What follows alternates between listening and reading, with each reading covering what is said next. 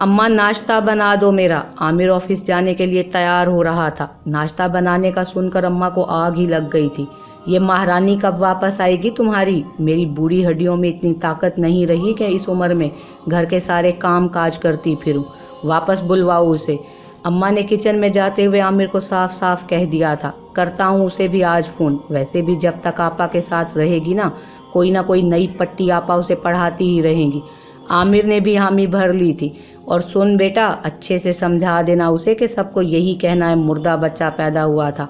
मोहल्ले वालियाँ उसके आते ही अफसोस करने को आएंगी। और सुन, अगर ज़्यादा चूं चरा करे तो सीधी सीधी तलाक की धमकी देना। बेरहमी से बोलती हुई आमिर की अम्मा भूल चुकी थी कि वो खुद भी एक औरत है। ठीक है, समझा दूंगा। आमिर नाश्ता करके ऑफिस के लिए निकल गया था। फिज़ा आपा, आज हम किसी अच्छे से डॉक्टर के पास चलेंगे जो अब्दुल्ला के बारे में सही से हमें गाइड कर सके। आयशा ने आहिस्ता आहिस्ता खुद को संभाल लिया था और वो हकीकत को तस्लीम कर चुकी थी। ठीक है, जोहा को स्कूल जाने दो, फिर 10 बजे तक चलते हैं। फिज़ा आपा ने नाश्ते के बर्तन समेट कर जोहा को स्कूल के लिए तैयार किया। 10 बजे तक फिज़ा आपा ने सारा काम जल्दी जल्दी निपटा कर अब्दुल्ला को भी तैयार कर दिया। चलो आयशा। वो दोनों घर को ताला लगाती शहर के मशहूर अस्पताल पहुंच गई थी।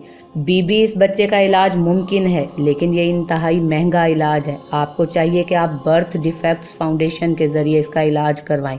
ये पैदाइशी नकाइस में से एक काबिल इलाज बीमारी है। डॉक्टर लियाकत अली मिर्ज़ा एक काबिल क्रोनोलॉजिस्ट थे और अगर आपके लिए मुमकिन हो तो उनसे रब्ता करें। डॉक्टर ने काफ़ी अच्छे तरीके से आयशा को गाइड किया। आपा, मुझे उम्मीद की एक किरण नज़र आई है। मैं अपने अब्दुल्ला के लिए सब कुछ करने को तैयार हूँ। आयशा के दिल में एक नई उम्मीद जन्म ले चुकी थी। हाँ आयशा, मैं तुम्हारे साथ हूँ। फिज़ा आपा को भी डॉक्टर की बातों से काफ़ी तसल्ली मिली थी। वो दोनों उम्मीद का दामन थामे घर वापस पहुँची तो वहाँ आमिर उनका इंतज़ार कर रहा था। आयशा की गोद में मौजूद बच्चा देखकर वो गुस्से में खड़ा हो गया। ये क्या ड्रामा है आयशा? कहा था ना तुमसे कि इस गंद को वहीं फेंक कर आना। आमिर सफाकी से बोलता हुआ आयशा की तरफ बढ़ा था। ये मेरा बच्चा है, गंदगी नहीं है ये। तुम्हारी सोच गंदी है। वो 2 कदम पीछे हटी। मैं अपने हाथों से इसका गला घोंट देता हूँ। आमिर अपने हवासों में नहीं था। आयशा ने डर कर चीख मारी। फिज़ा आपा ने दरमियान में आकर आमिर को रोका। आयशा भागती हुई अपने कमरे में जाकर बंद हो गई। अब्दुल्ला उसकी गोद में था। आयशा की सांस धूकनी की तरह चल रही थी। वो रोते हुए दरवाजे के साथ कमर टिकाए बैठ गई। नन्हा अब्दुल्ला भी शायद माँ के दर्द को महसूस कर रहा था और चीख चीख कर रोने लगा। ये अच्छा नहीं किया आपने फिज़ा आपा। मैं जानता हूँ ये सब पटियाँ आपकी पढ़ाई हुई हैं जो आज इस बदजात की इतनी आवाज़ निकल रही है। आमिर ने खूनखार नज़रों से फिज़ा आपा को देखा और आयशा के कमरे के दरवाजे की तरफ बढ़ा। आयशा, दरवाज़ा धड़ाधड़ पीट डाला। सुन रही हो ना तुम? दरवाजे के दूसरी तरफ से आयशा के रोने की आवाज़ें आ रही थी। मैं तलाक देता हूँ तुम्हें।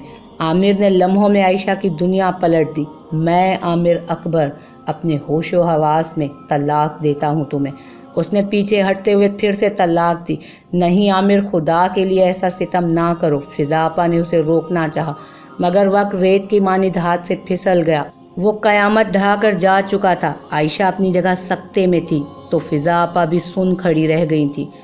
साबिर के दिए हुए 2 दिन आज शाम में ख़त्म होने वाले थे। आमिर का चैप्टर क्लोज हो गया था। अब बच्चे थे बस आयशा और अब्दुल्ला।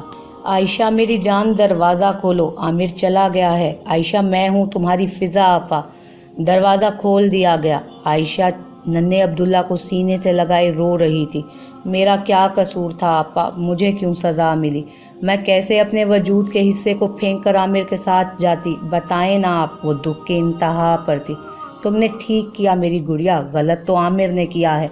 एक ना एक दिन ज़रूर अपने किए को भुगतेगा। फिज़ा आपा एक बार फिर उसे अपने सीने से लगाए समझा रही थी।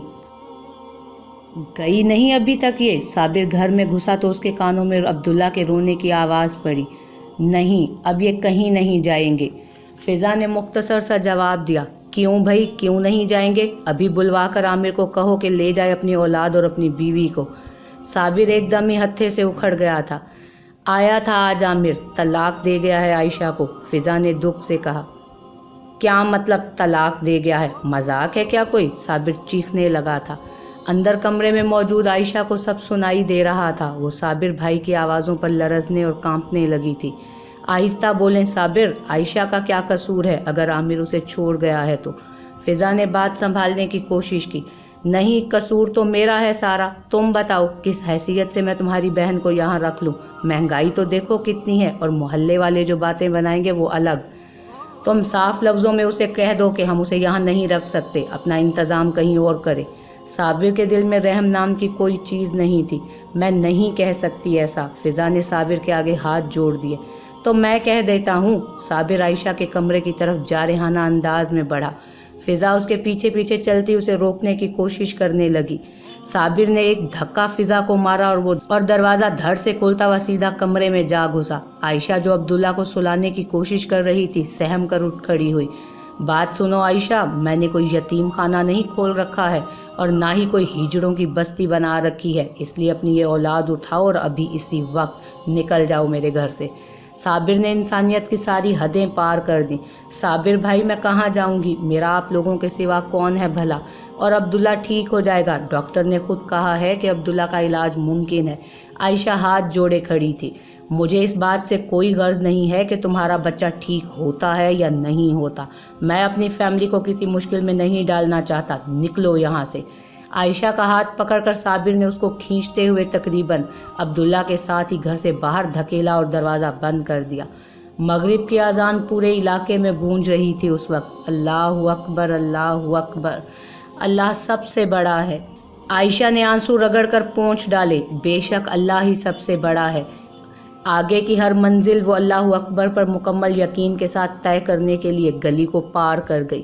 ریمپ پر چلتی ہوئی وہ ہال میں موجود لوگوں کے دلوں میں اتر رہی تھی۔ دراز قد، دودھیا رنگت، ستواں ناک اور پراعتماد چال، آنکھوں میں چمک لیے روایتی لباس پہنے وہ کوئی اپسرا ہی لگ رہی تھی۔ یہ اس کی پہلی ریمپ واک تھی۔ چہرے پر بکھری ہلکی سی مسکراہٹ کے ساتھ وہ سامنے کھڑے 8-10 فوٹوگرافرز کو مختلف قسم کے پوز دے رہی تھی۔ ہال میں آواز گونجی تھی، we are introducing our top model and brand ambassador Aliza Abdullah. ہال میں تالیوں کی گونج سنائی دی تھی۔ علیزہ عبداللہ نے ایک طائرانہ نظر سب پر ڈالی اور واپس چلتی ہوئی معروف ڈیزائنر صباحت مرزا تک پہنچی، اور اب اس کے ہاتھ میں ہاتھ ڈالے واپس ریمپ پر واک کرتی فوٹوگرافرز تک آئی تھی۔ فلیش کی چمک سے اس کا چہرہ مزید جگمگانے لگا تھا۔ شو ختم ہو چکا تھا، ہر زبان پر اسی کا چرچا تھا۔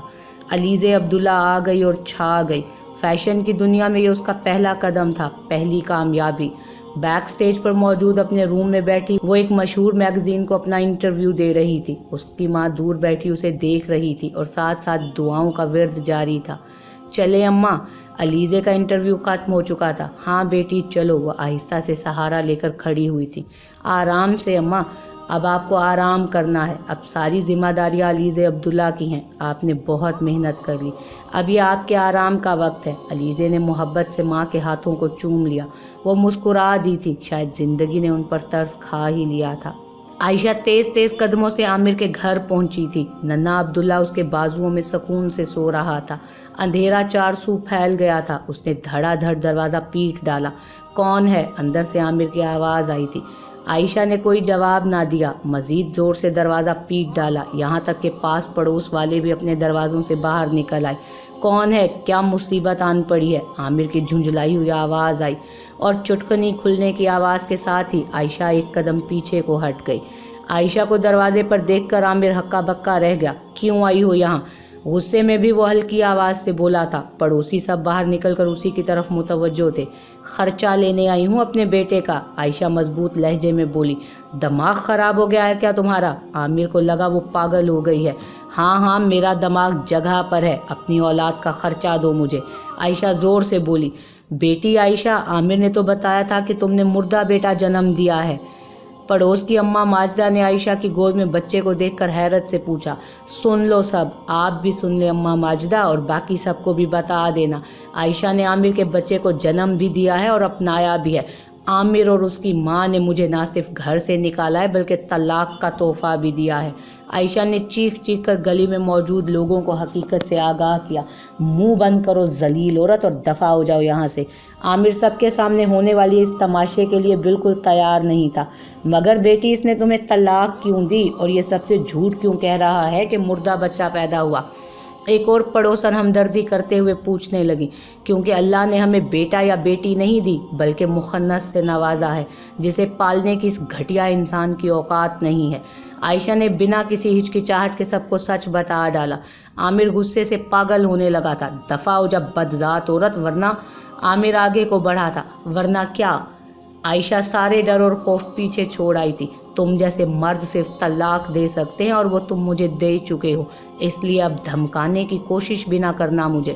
عائشہ نے عامر کی آنکھوں میں آنکھیں ڈال کر اپنی بات مکمل کی۔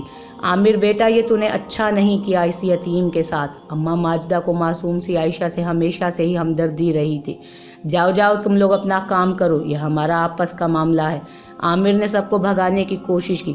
آپس کا معاملہ؟ عائشہ زور سے ہنسی۔ اب میرا اور آپ کا کوئی معاملہ ہی نہیں ہے، اب میرا ہر معاملہ اللہ کی عدالت میں ہے۔ مجھے صرف میرے حق مہر کے پیسے اور میری اولاد کا خرچ چاہیے۔ وہ کسی طور پیچھے ہٹنے کو تیار ہی نہ تھی۔ گلی والوں کی ہمدردی مکمل طور پر عائشہ کے ساتھ تھی۔ عامر اور اس کی اماں کو لوگ ویسے ہی ناپسند کرتے تھے۔ بیٹا عامر، حق مہر عائشہ کا حق ہے، تم اسے یوں اس کے حق سے دستبردار نہیں کر سکتے، ایک بزرگ نے عامر کو سمجھایا۔ بات آہستہ آہستہ گلی سے نکل کر محلے میں پھیل رہی تھی۔ دوسری گلیوں کے لوگ بھی وہاں جمع ہونا شروع ہو گئے تھے۔ عامر کو اپنی نام نہاد عزت کی خاطر عائشہ کو حق مہر دینا پڑا۔ عبداللہ کے خرچے کے نام پر اس نے 50,000 روپے عائشہ کو تھمائے۔ اب دفع ہو جاؤ یہاں سے، وہ غصے سے پھونکارا تھا۔ عائشہ کے چہرے پر اطمینان بھری مسکراہٹ دوڑ گئی جس نے عامر کے اندر لاوا بھر دیا تھا۔ عائشہ نے آہستہ آہستہ قدم پیچھے لیے۔ اب وہ لوگوں کو چیرتی ہمیشہ کے لیے اس جگہ سے نکل گئی۔ پیچھے لوگوں کی چہمگوئیاں شروع ہو چکی تھی۔ کوئی عامر اور اس کی ماں کو کوس رہا تھا تو کوئی عائشہ کی اس دیدہ دلیری پر حیران تھا، تو کسی کی زبان پر عبداللہ کا ذکر تھا۔ عائشہ کو اس سب سے کوئی فرق نہیں پڑنا تھا، لیکن عامر کو وہ صحیح طریقے سے اس کی اوقات دکھا کر آ چکی تھی۔ رات گزارنے کے لیے اسے کوئی آسرا چاہیے تھا۔ وہ بہت دیر تک سڑکوں پر بھٹکتی رہی۔ سامان کے نام پر صرف ایک چھوٹا سا بیگ کندھے پر جھول رہا تھا۔